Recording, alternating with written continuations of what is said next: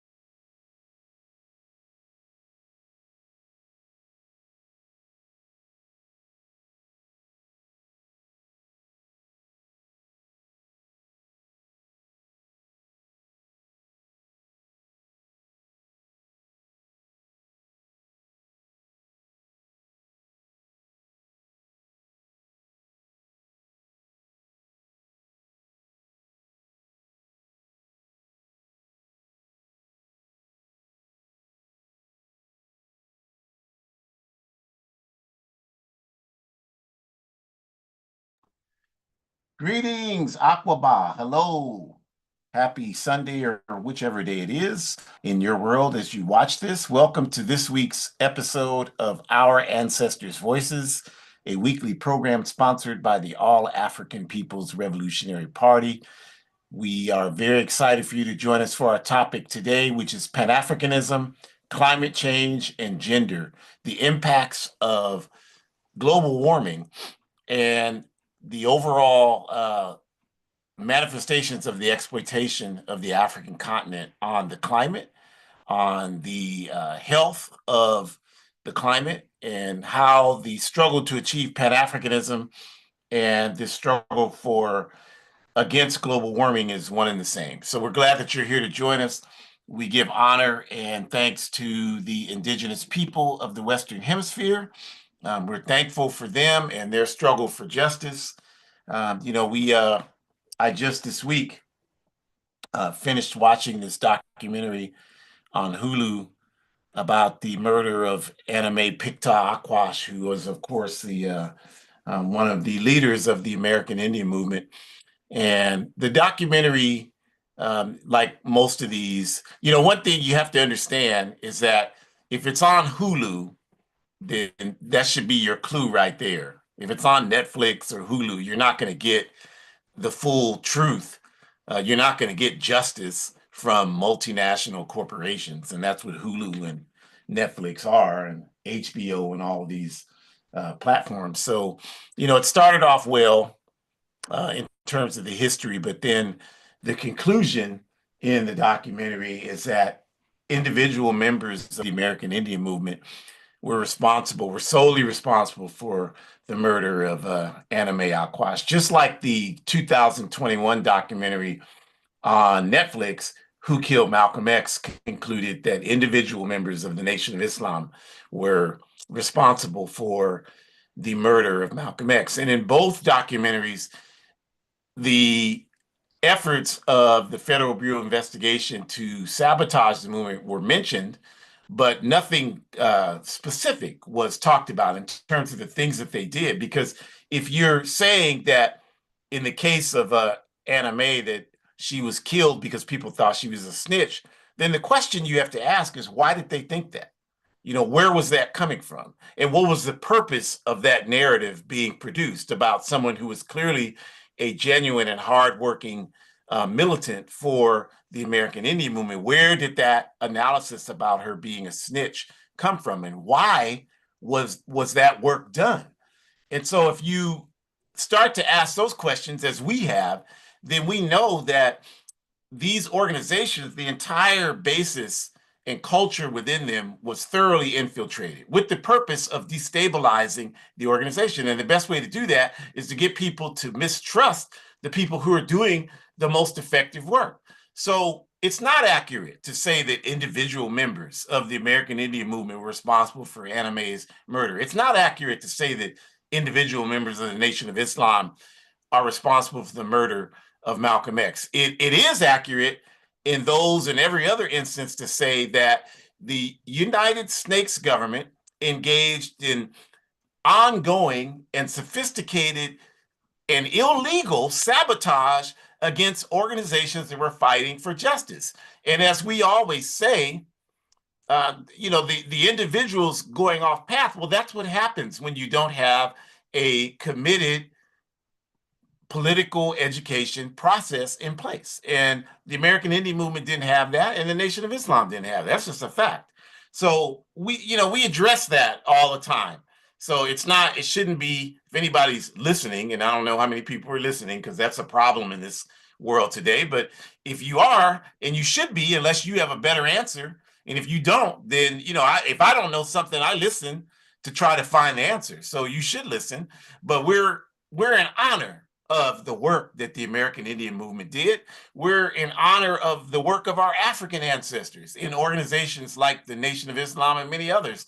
And we don't let other people tell us how to define our understanding of those things. We study them so that we can understand. And we're prepared to, I talk to people in the Nation of Islam all the time and correct them when it's appropriate. I've talked to people in the American Indian movement and correct them when appropriate. And I can do that because I'm willing to be corrected when I'm saying something that doesn't make sense. I learned something yesterday on one of our AAPRP calls that I didn't know. After all these years, I just had no idea about it. And the minute that the comrade speaking from home said it, I'm like, that's absolutely true. And I accepted it. There's no room for ego in this struggle for justice. So we honor our ancestors, and that's what they would want us to think. I know that's what Anna Mae would want us to believe. I know that's what Malcolm would want us to believe. So we're glad that you're here to join us, and we're going to continue on and just give you a very quick introduction to who we are. Ancestors Voices is sponsored by the AAPRP, as we mentioned, and the AAPRP is a revolutionary, independent, mass Pan-African political party with its base in Africa, with our objective being Pan-Africanism, which we define as one unified socialist Africa.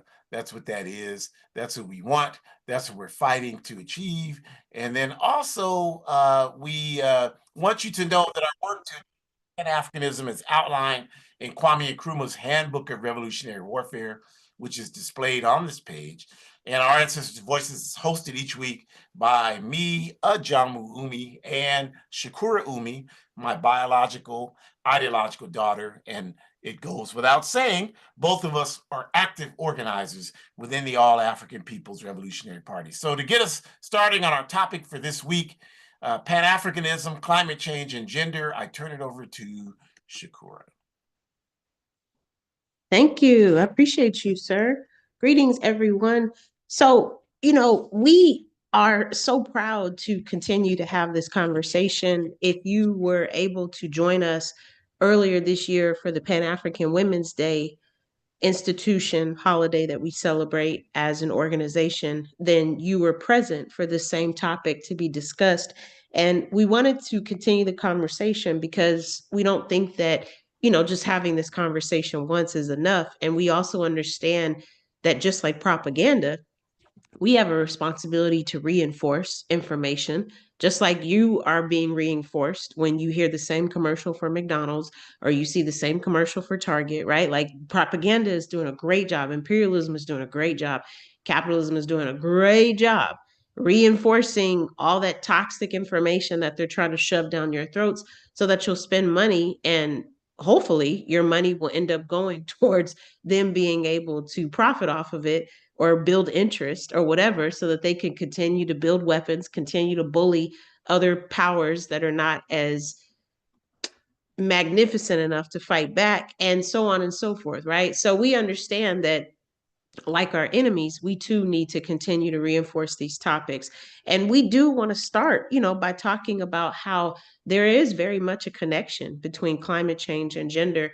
And I think, based on how we understand the system of patriarchy, and we've talked in several workshops about how it is a system. So we do recommend, I said workshop, apologies, seminar. So I do recommend that you go back and look at some of our previous seminars, but I do want to reiterate, it is in fact a system, which means that, if you are identifying and happen to be born as a male identifying person, then you definitely will benefit greatly from that system. And we could even argue that that's pretty much how patriarchy works, is that it will socially advantage one group of people who are male identifying, giving them not only the ability to yield power, but also the power and the decision-making power to decide how that power is then used, right? But, the opposite must be true as well. So if it's socially advantaging one group of people, then it's socially disadvantaging another group of people. And that's pretty much anyone who is not identifying as a male, right? So when we think about climate change, I don't want us to get, too confused about, well, what does the climate have to do with social inequities? Well, it has everything to do with it, because humanity is what determines why the earth is in the conditions that it's in. So, excuse me, if we are to understand that, then we are to understand that, basically with anything else that we think of, we can break it down by the politics, we can break it down by the economics, and we can break it down by the societal structures, or what some scholars might call the structural competency, right? If we were to look at these three aims.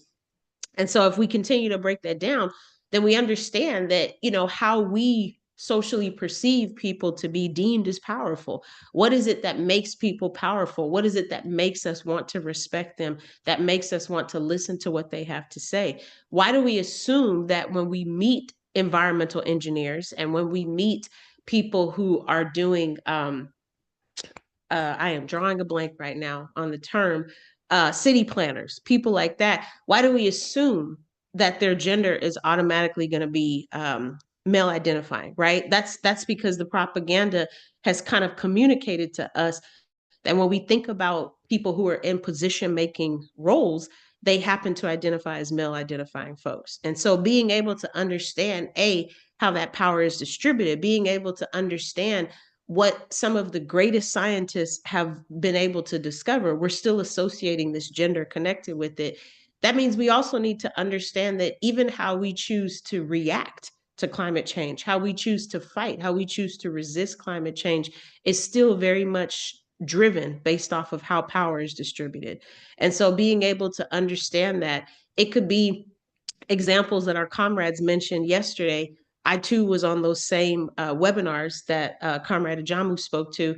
And so with the first one, we were able to hear and listen to some amazing panelists who were speaking about some of the issues that they are facing, not necessarily rooted in climate change, but more so rooted in the inequities when it comes to gender, when it comes to patriarchy, when it comes to gender-based violence. Shout out to our comrade who is a member of the Noon organization in Sudan, and how they were speaking to, because of the poorness in terms of how the environment has been treated, because people are coming in, colonizers are coming in, fighting over these resources. They are also not asking for consent. They are abusing people, specifically non-males.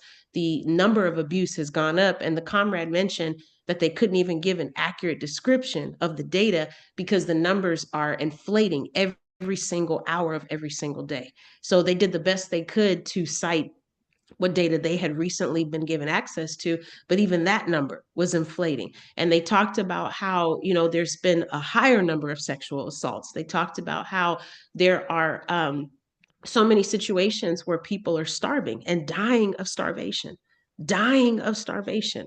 They mentioned at least 30 people who had committed suicide that were non-male identifying because they didn't want to be in those circumstances and in that situation anymore. And just thinking about that breaks my heart. So I will take a moment to just kind of regroup. But I just need us to understand the purpose of that. Like, what's the purpose of terrorizing a group of people like that in Sudan? Well, it's always based on access to resources. It's based on how much you can get for those resources, which is usually connected to your greed. It's usually connected to how you're trying to see this country as a means to an end for you, and you don't care as to what damage you were doing to that land because you're interested in just getting what you can. I would make the same argument for Palestine.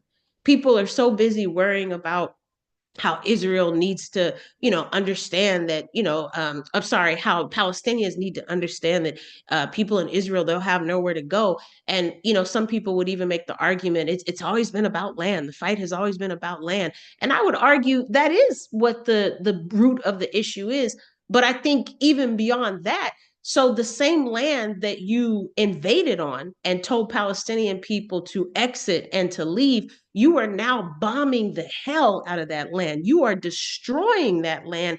And for what? Because you're not connecting to the fact that you have Ashkenazi roots and you really descend from Europe. That's really what this boils down to. But you're not making those connections, so you're not really able to see that Palestine was never your land to begin with. And at this rate, you don't even want the Palestinians to have a land to stand on because all the soil is toxic. It's full of weapons, it's full of chemicals, it's full of so many things that are not going to be good for the generations to come in terms of them inhaling it and taking it all in. And so, like, we could make this argument about so many other locations, whether it's Haiti, whether it is our comrades who are struggling in the Western Sahara. Like, this argument continues to be on and put. And the bottom line is it makes it really difficult for other folks who are trying to not only figure out ways to identify the social revolutions that they're trying to adjust. So, pieces that come apart where our comrade from the Western Sahara was speaking about how they have divorce parties because there are some areas in the world where you getting a divorce as a non-male person is one of the biggest offenses that you can do. And there are some people who would argue that you should be penalized by death for doing so. So thankfully in Western Sahara, they understand divorce does not mean that somebody needs to die. It just means that this marriage is no longer a functional situation and needs to be terminated, to the point where you're celebrating this person getting their freedom back. I can't even begin to tell you how happy that made me when I heard the comrade say that from the Polisario front, excuse me. And so I'm just happy to hear that these are some of the things that are happening. But these things have been a long time coming, you all, and we need to do more to support them. We need to do more to support the Noon organization out of Sudan. We need to do more to support the Polisario Front out of the Western Sahara. They need us. The people there need us, you all. These people are depending on us to help them. And the best way that we can do that is by understanding how to bring some of that empowerment back to them, how to bring some of that humanity back to them, helping them to understand that they don't have to be penalized just because these are the situations that have come about because they're choosing to resist. They don't have to be ignored. They don't have to be dehumanized because of it. And really what that means is if we really wanted to understand how to fight and resist climate change, because really we should all be doing it together collectively, by taking responsibility for terminating big corporations and whatnot, taking them down, not supporting them, not buying products that they produce, all of those things. But if we really wanted to do that, then we would need to come together to do that, which means we should also be aware, because here's where the Pan-African piece comes in.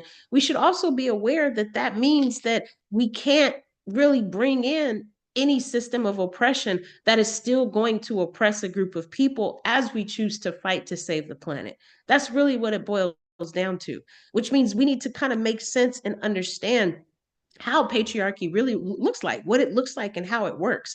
Because if we are still practicing patriarchy, then we're no better than the acid rain that's falling right now, terminating the plants and harming the environment and adding toxicity levels that are even higher than what we were when we were children, right? Like we're no better than that. So we need to kind of acknowledge what that looks like. And we have got to understand that behind all inhumanity examples, you can always count on capitalism, imperialism, Zionism, and greed to be at the back of that, to be at the head of that, to be functioning that, to be pulling it, to be operating it, which means we've got to continue to think about ways to fight and resist it. And this is the last month of the year. This is the last month of the year. For weeks and months now, we've been asking you all to do something to help resist all the oppression that we've talked about. We've asked you to join organizations that were working for justice. We've asked you to support organizations that were working for justice. We've asked you to donate resources, time, energy, ink, paper, whatever, to these organizations that are working for justice. And we've asked you to do a different task in the last 3 months of this year. Well, now we're in December and things are continuing to get worse. They were never going to get better because capitalism is still leading. Imperialism is still leading. Zionism is still leading. Patriarchy is still leading. So we've either got to come to grips with the fact that we are contributing to the problem by not speaking up, by not resisting, by not saying anything, by not increasing our political education, by not joining an organization that is working to resist these same systems that I just spoke to. And if you are not ready to join an organization that is working for justice, as I said, you can volunteer, you can donate, you can give materials that we still need. You can help sponsor the Zoom membership that Comrade Ajamu has to pay every year.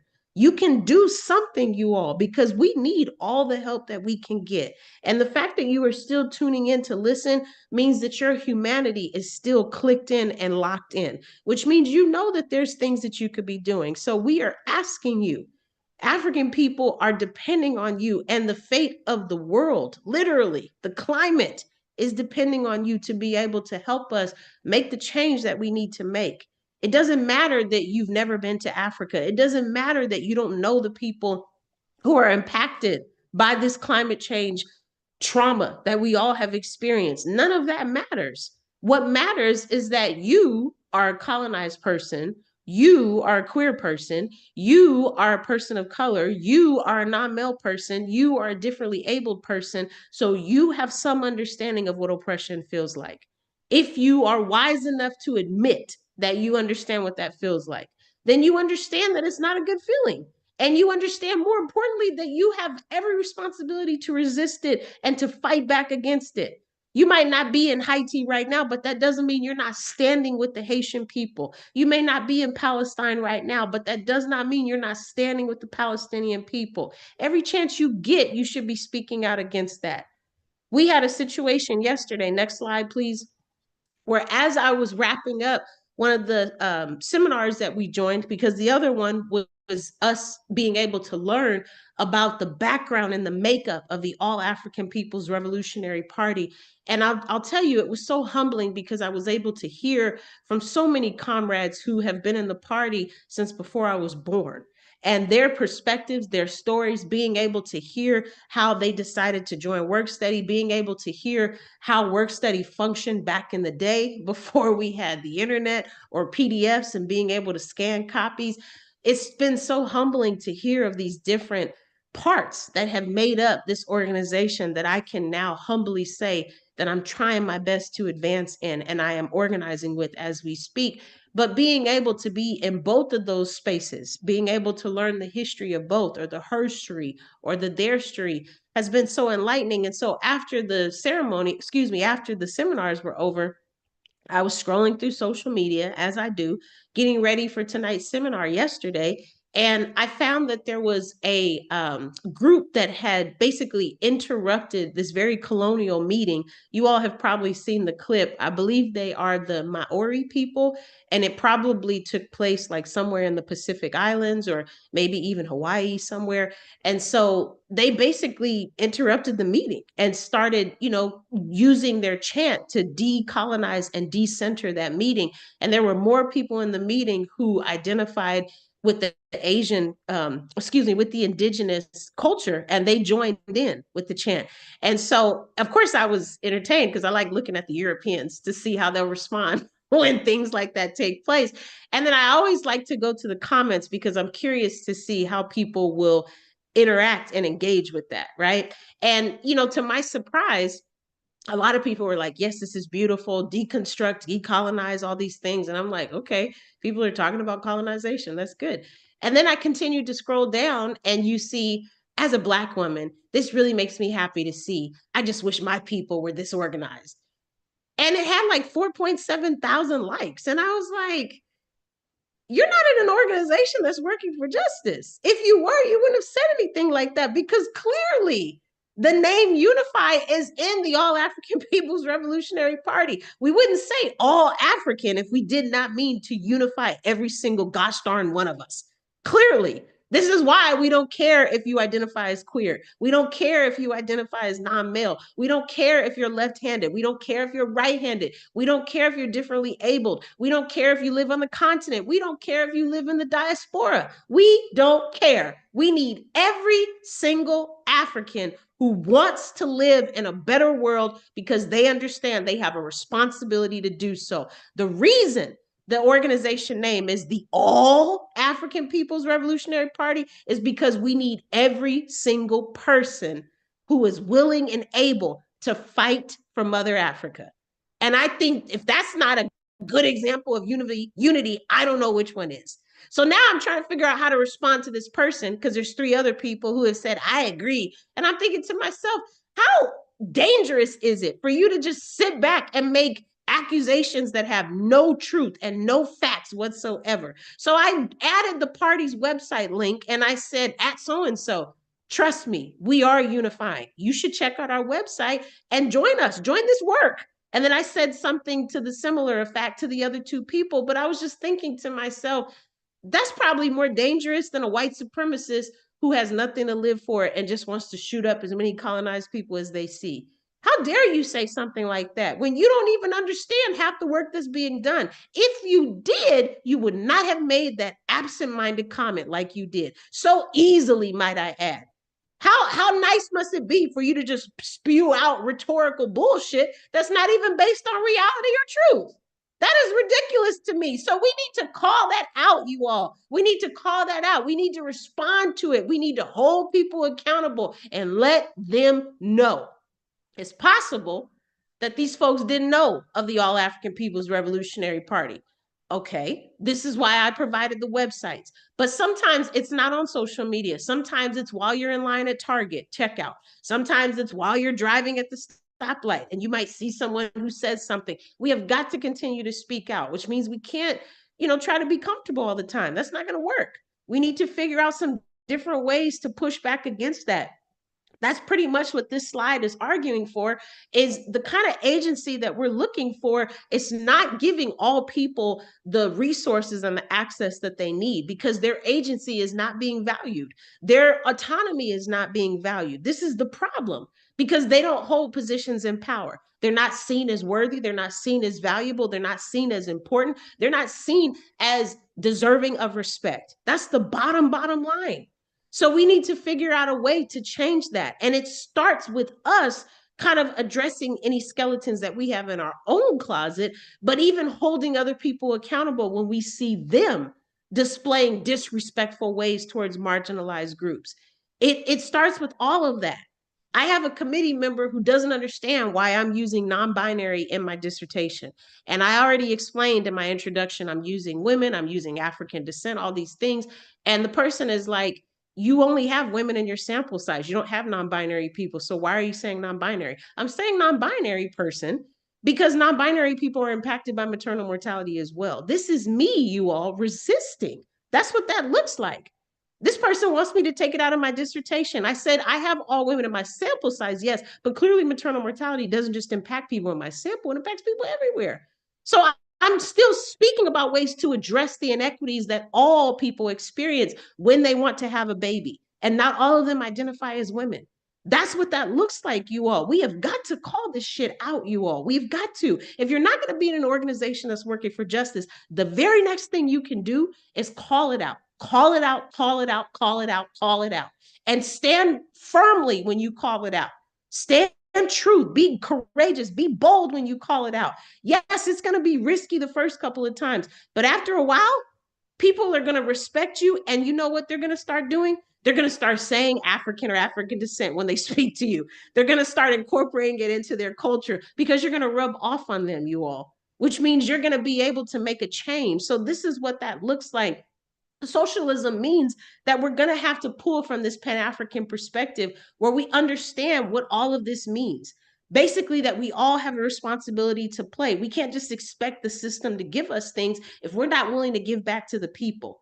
The people are the ones who are impacted by climate change. Therefore, we as a people need to fight against this, which means we can't be too busy fighting against one another. That's simply not going to do. Otherwise, we're not going to have a climate. We're not going to have a globe to fight for. It's going to be all gone because these corporations have had years and years and years on us. So we need to get our stuff together. We need to organize, and we need to figure out a way to not bring those systems of oppression into this fight that we have to save the planet. If we truly, truly mean that, that means understanding how to address that. If we address the social revolutions, then we can focus on poverty. We can focus on domestic violence. We can focus on education. We can focus on politics, because then all of that stuff will start to come. Thank you. Obrigada, Madasi. Thank you very much. Uh-oh, comrade, I think you're muted. Let us move forward. Madasi, obrigada. Let us move forward and just continue on with this analysis of capitalism, the environment, and gender. And I start with the picture, and hopefully, again, you're able to see the picture. But on the screen, there's a picture of the Emerald Mining Company, which is an Australian mining company that does mining primarily in Ghana, but all over Africa. And in this instance, they are mining in the Nkrofo area of Ghana, which is, Nkrofo is a small town where Kwame Nkrumah was born, that I've had the privilege of visiting multiple times. But this company is drilling here, and I've been to this spot. I've been where the picture is. And so where you see them working to drudge up the gold there, they're mining for gold. There's a river right beyond where you see the trees. That's a river there. And there are families that rely on that river to wash, to have drinking water, to have water to clean. I mean, they use that water in the river right there, just not even 200 feet from where this mining work is happening there. And so this is, an example of what we're talking about, in that the mining that these people are doing, this Emerald Company and these, these other European capitalist companies are doing in Africa, they have no, there's no concern for the impact of their mining work on the land. Their mining work leaves the lands basically, when they're done, uninhabitable, barren and unusable for decades. It takes decades for the lands to regroup if they have the right ecological conditions to be able to do so. And obviously, if that's the case with the lands, you can just imagine the type of ecological impact what they're doing has on the people. And of course, this gold mining, it's not mining for gold to benefit the African masses. They don't see any benefit at all from this mining work. This is created for the jewelry companies who create this jewelry that so many of you all can't wait to put on your bodies as some kind of sign of capitalist prestige. That's where all this goes. None of this is usable and beneficial to the people of Africa. That's why this is the reason why Africa's as poor as it is, and why the European capitalist world is as rich as it is. This is the sole reason for this, because of this process I'm describing to you right now. And of course, we know, we say it all the time, and it's irrefutable. Capitalism is a system that's based upon exploitation. It got its start because of exploitation. It was built upon the transatlantic slave trade. It would not be here today were it not for the transatlantic slave trade and the seed money the transatlantic slave trade provided to fuel the industrialization period, which created the capitalist system, which has been the dominant economic system for the last couple of 100 years. That system is now in a state of decline, but it's still the dominant economic system today all over the planet Earth. And its primary reason for existing, again, is to exploit the world's human and material resources. Now, Africa, of course, has more natural resources than all the other land bases on Earth combined. That's an objective fact. So, of course, the center of that exploitation and the process to build from that exploitation is going to be based on exploiting Africa. So if you understand that, and I know people hear it like, I understand it, but I don't think most people really understand it, truly. Because if we really understood that, it wouldn't be so difficult for us to understand these other concepts, right? Like the fact that the reason why African people are so exploited and oppressed in Canada, in the United States, in Central South America, in the Caribbean, all over Africa, is because of this process I'm describing to you. Everybody makes a contribution to the world, but the capitalist system was not fueled by exploiting Asia. It was not fueled by exploiting Europe. It was not fueled by exploiting the Americas. It was fueled primarily from the exploitation of Africa. That's not saying that because we're more oppressed than anybody else. We don't play those kind of stupid games. The statement is simply an objective historical fact, and it explains why African people are on the bottom of every society we exist on the planet Earth. And it also explains why anti-African white supremacy is imbued in every culture, not just European culture, but every culture, including African culture. It's imbued in that. And it's a part of the existing circumstances that govern all over the world. And that's the reason for that. Because for the African masses to stand up would mean an end to the capitalist system, since the system is based upon exploiting what belongs to us. So, of course, they have to have a special mechanism to keep us oppressed. So capitalism's role is to perform that function for the multinational corporate entities that dominate the world. And whether we're talking about oil refining in the Niger Delta, diamond mining in Zimbabwe or Tanzania or what you call South Africa or Mozambique or Zambia, whether we're talking of any of these exploitative practices, all of it is done for the reasons I'm talking to you about, to ensure that the wealth of the capitalist world continues, and at the same time, keeping the masses of African people poor, suffering, and disorganized. The Zionist state of Israel could not be the entity it is today without the exploitation of Africa's diamonds. African diamonds represent about 35% of Israel's national gross domestic product. They produce almost 40% of the polished diamonds on the world market. So those of you that you get married in these capitalist countries, I gotta buy a diamond ring. Those are African diamonds that contain the sweat and blood of our people, processed through the racist Zionist state of Israel. And that's how this international system of imperialism works. And so another example is, we talked about the gold mining. Another example is the cocoa processing. I'm reading a book on that now. 75% of the chocolate products consumed in the United States of America come from the cocoa industry in Ghana.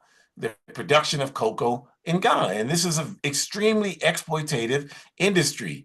So this system of colonialism and slavery that was set up hundreds of years ago set in place these processes that continue to this day to exploit these resources, whether it's cocoa, whether it's oil, diamonds, gold, cobalt, bauxite, phosphates. All of these are extremely exploitative processes.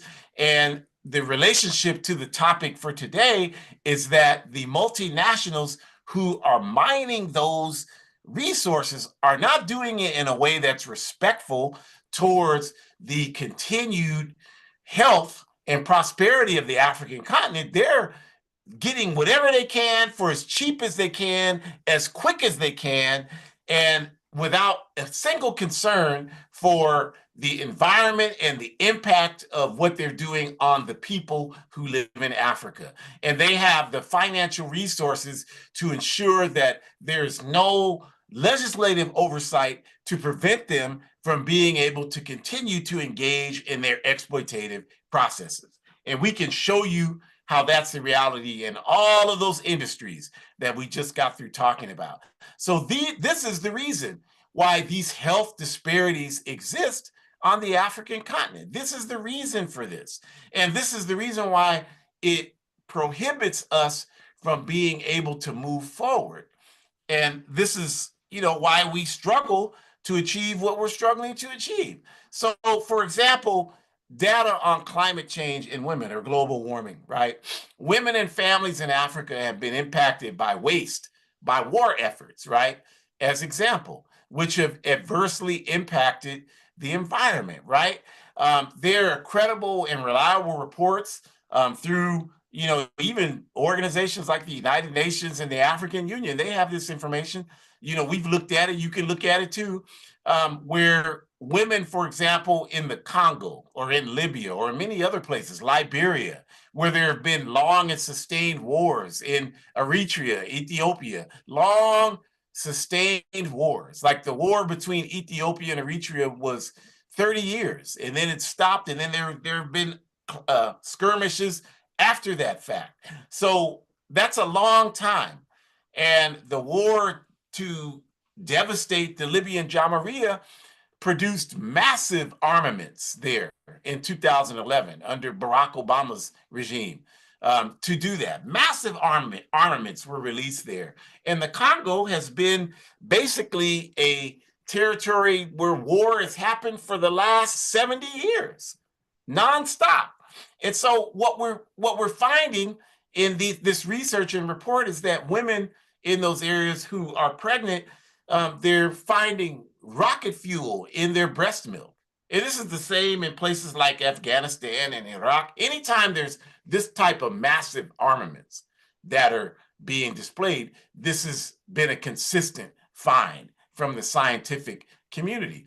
And this is, so important because it's not like any of these wars I just mentioned were fought to advance. They weren't really fought. I mean, of course, the war, the struggle for Eritrea, that was a legitimate struggle to gain their independence and to be seen as a separate nation, just like the war with the Western Sahara and Polisario against Morocco is a legitimate struggle that we support 100%.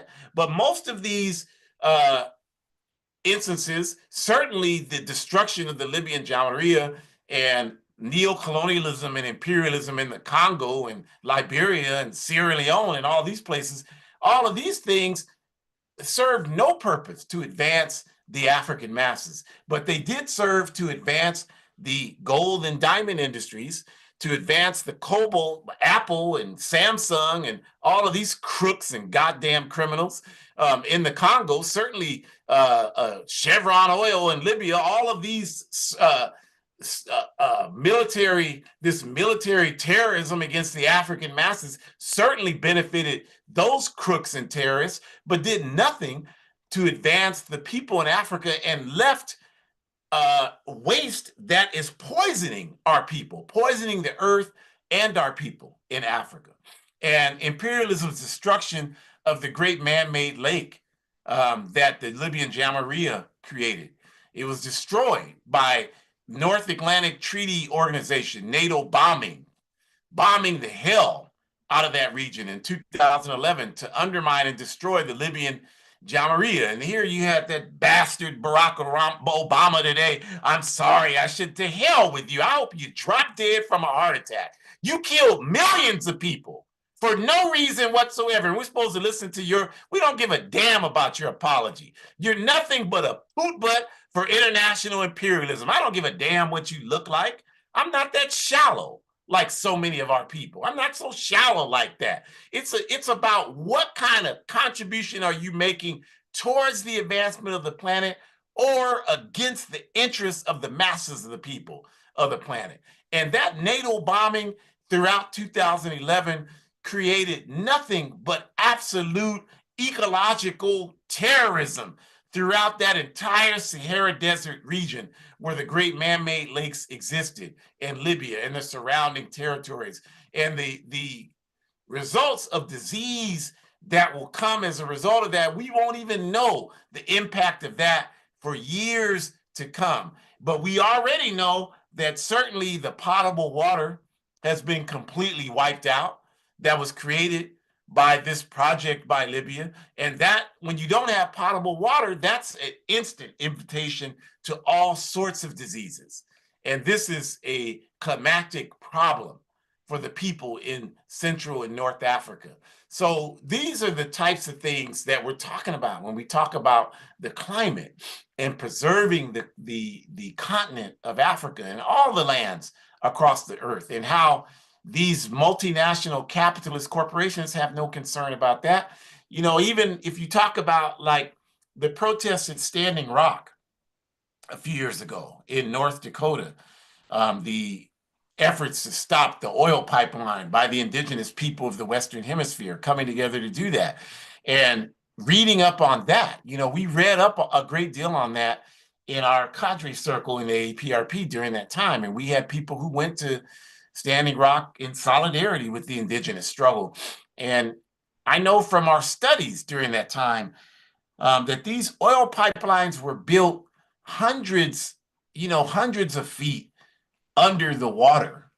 And they were built with materials that no scientific expert could successfully and truthfully argue could withstand the climatic conditions and not burst, which would cause monumental devastation to the ecological balance in those areas. And this is why the indigenous people protested the construction of these thousands of miles of, or hundreds of miles of oil pipeline under the water, under the land. Well, it's the same reality in Africa in terms of what's going on there to build oil pipelines, to mine for gold and diamonds, for cobalt, and all of these things. No concern for the ecological impact that it has on the people in Africa. And I you know, that trail I walked in Nkrofo in Ghana, where the people were in the water, where the waste from the Australian mining company is, you know, being emptied into the water, where the people were every day.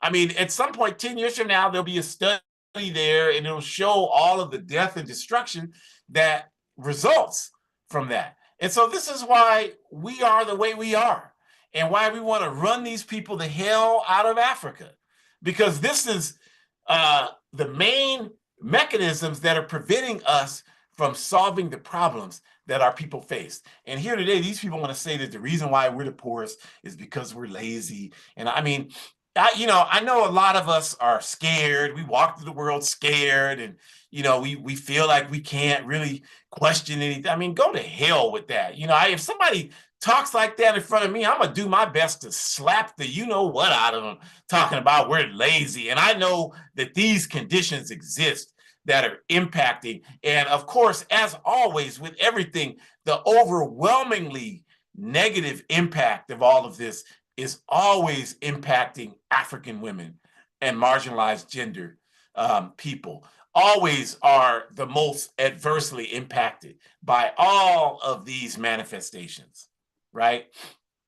So, just to talk about what is the truth, the undeniable truth, right? What is the truth? What is it?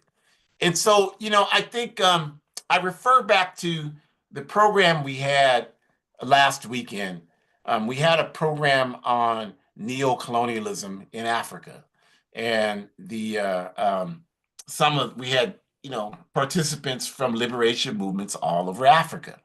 And one of them we mentioned is the Polisario Front. And if you don't know about that, it's a struggle of people in North Africa who uh, right now, Morocco claims the Western Sahara, and these people are like, we're part of the Western Sahara. We're not a part of Morocco. Morocco is a neo-colonialist regime. Morocco is a stool pigeon for international imperialism. We don't want to be a part of that.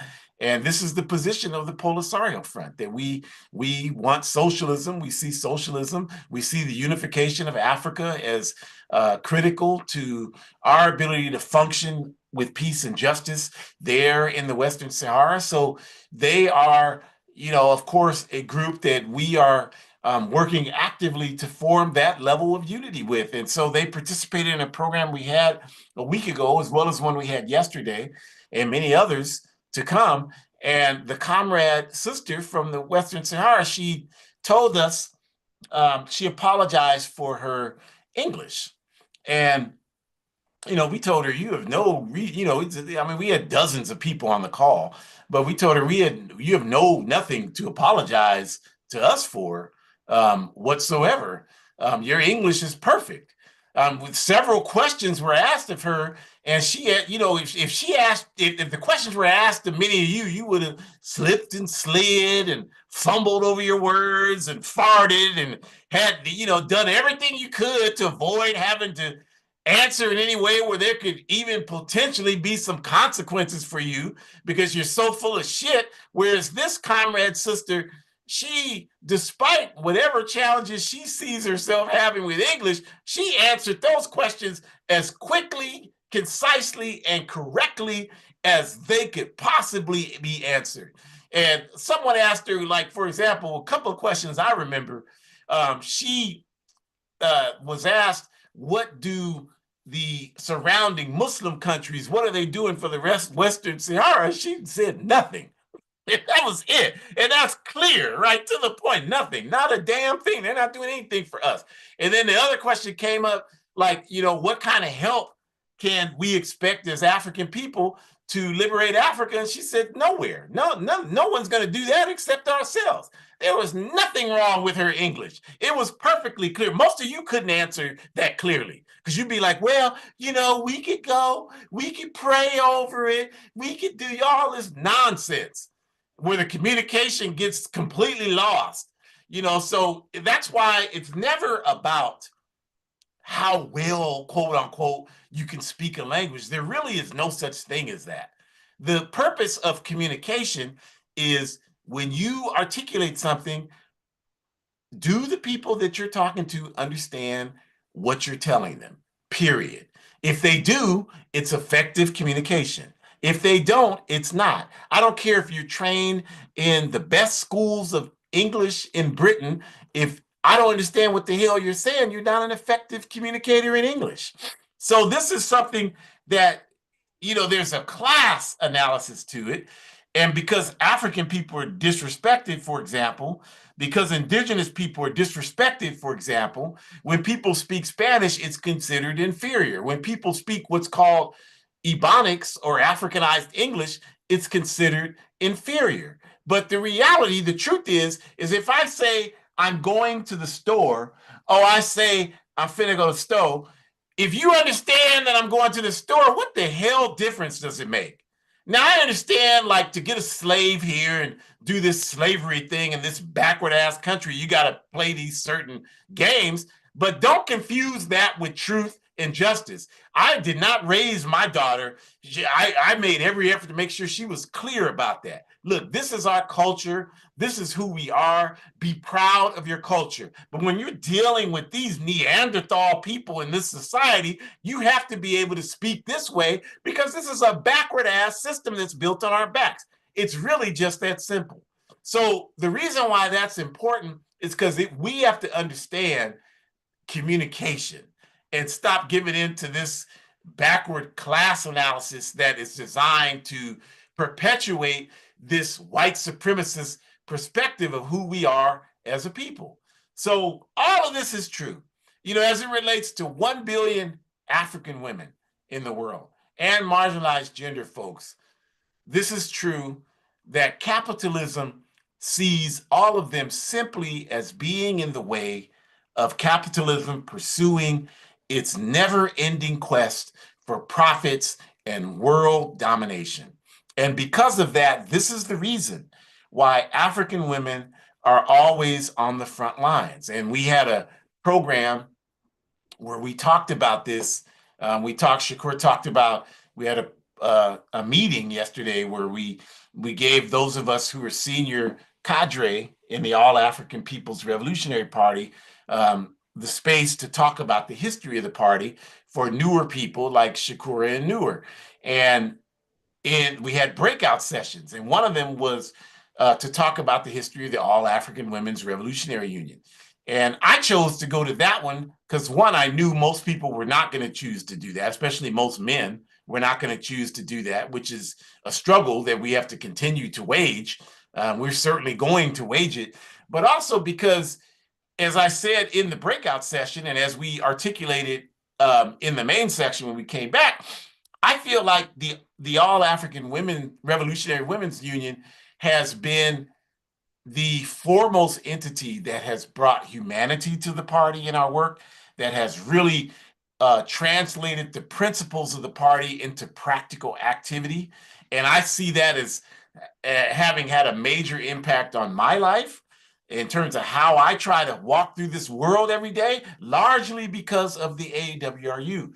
So this is because African women are at the forefront of this struggle for justice. And a lot of us here in the United States get it confused, because Kamala Harris didn't win, it's like, well, African women shouldn't be relied on to save the world. No, it's not about saving the world. It's about understanding that African women have historically been the most serious about engaging in the struggle for justice. And because of that, the capitalist system sees them as the primary enemy that stands in the way of them being able to maintain their interests. And so they will always engage in these types of exploitative activities that are designed to undermine and completely disengage African women, marginalized gender folks from being able to achieve their full potential.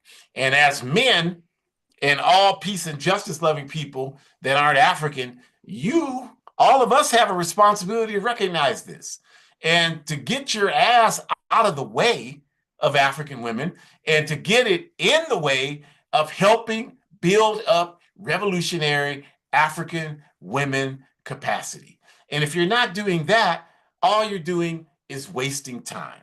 So we thank you for joining us today, and we invite you to come back next week, because December 4th represents the annual unfortunate commemoration of the police state assassination of Fred Hampton and Mark Clark, Black Panther Party leaders in the state of Illinois here in the United Snakes of America. So next week, we're going to talk about not just the fact that Fred and Mark were murdered, most of you know that, but we're going to talk about why the police murdered them the way they did, their strategic process for how they wanted the community to view the murders, and how they've used that in several instances, whether you talk about how they murdered Patrice Lumumba and Maurice Mpolo and Thomas Sakoto in the Congo, how they murdered Ernesto Che Guevara in Bolivia. There's a certain methodology to how they murder revolutionaries and why they murder them the way they do. And so that's what we're going to be talking about next week. So we certainly invite you to join us. We invite you to click on the QR code in the upper left-hand corner where you can find out about other APRP programs beyond Our Ancestors' Voices, which you should do because we have a number of them. You can also go to our Forward Ever shop. If you're going to be spending your money for the imperialist holiday this month, then you should buy revolutionary African message clothing, hoodies, t-shirts, etc., so that you can support revolutionary African organization. I'm sick of this support Black businesses. They don't do a damn thing to support our people. Support revolutionary African. There's no question of the work that we're doing to advance our people. So help us do it. Support. Go to the Forward Ever shop and do that. In that QR code, you can find out how to do that. Go to hoodcommunist.org, Revolutionary Pan-African blog, read about that, and the articles on there every week. Every Thursday, there are new articles on there. Join the All African People's Revolutionary Party at AAPRP-INTL.org. You can also donate. You can go to Venmo at A-APRP or PayPal at AAPRP. So you can do that and contribute, and then you can become a regular sponsor of Burkina Books, a program sponsored by the All African People's Revolutionary Party militants on the ground in Burkina Faso in the Sahel region of West Africa. So we certainly encourage you to do that. We encourage you to buy my book.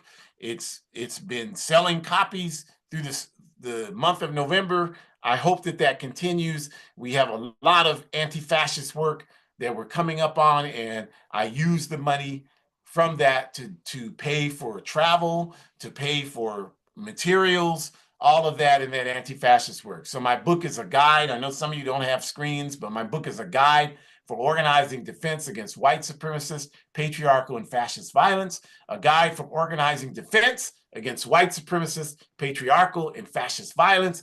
A lot of people are asking me, so I continue to answer this. You can only get it on Amazon. And for any of you that are against Amazon, I certainly don't need you to give me a speech about it. I was battling corporations like Amazon when you were probably sucking on bottles. So I don't need you to tell me a damn thing about that. This is a tactical approach because I've dealt with 4 different publishers. This is not the first book that I've written and published. And if you write and publish books, it's not a question of whether you're going to deal with a criminal, it's just which one you're going to deal with, because the publishing industry is a criminal enterprise. And so of all the publishers, the 4 publishers I've dealt with, truthfully, Amazon's been the best one. They print the books, they ship them as they're supposed to, and they pay royalties. I still have a couple of publishers I had never received a dime, even though I know the book sold. So I don't need you. I understand what Amazon is better than you do.